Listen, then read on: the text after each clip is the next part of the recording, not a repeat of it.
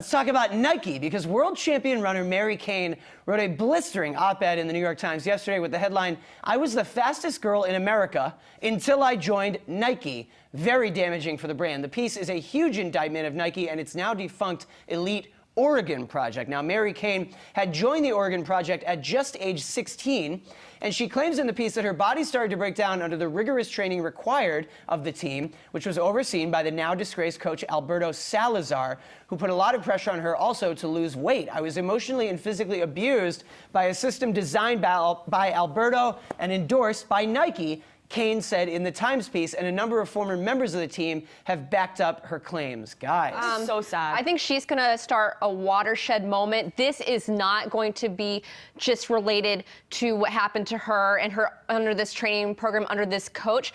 I have a message for all of these male coaches out there. Stop telling women what to do with their bodies. It's our bodies. Enough. I do not think this is just one isolated incident. I think we're going to see other female athletes and other sports come forward. And I know this because I know someone who is or was a female athlete, and she has confided in me about just her own experience with male coaches because she was a high-performing athlete.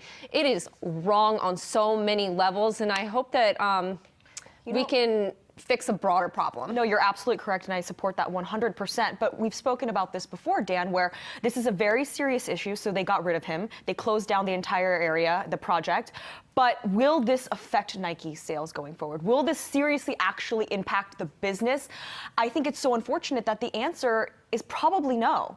And that's, I think, the real problem here is that while these kinds of things go on in such a big corporation that should be all-inclusive and support a good image and a message, at the end of the day, people are still going to be buying their Nike sneakers and their Nike gear. And that's not to say that negative stories cannot be damaging to sales. Often they are. It depends on the story. By the way, still now, 15 years later after this scandal, you still see comments on our site when we write about Nike that say, sweatshops, it used sweatshops. There are people who will never forget that, going decades back. But yes, I agree with you. Part of it is this story just won't really trickle down to a sneakerhead, a collector who likes buying Air Jordans. Right. No, it will not. But at the same time, I applaud Mary Cain for coming forward and highlighting just a bigger social issue. Even if this isn't something that affects sales. I know we always talk about the business side of things, but this is bigger than just a business issue. This is a cultural issue.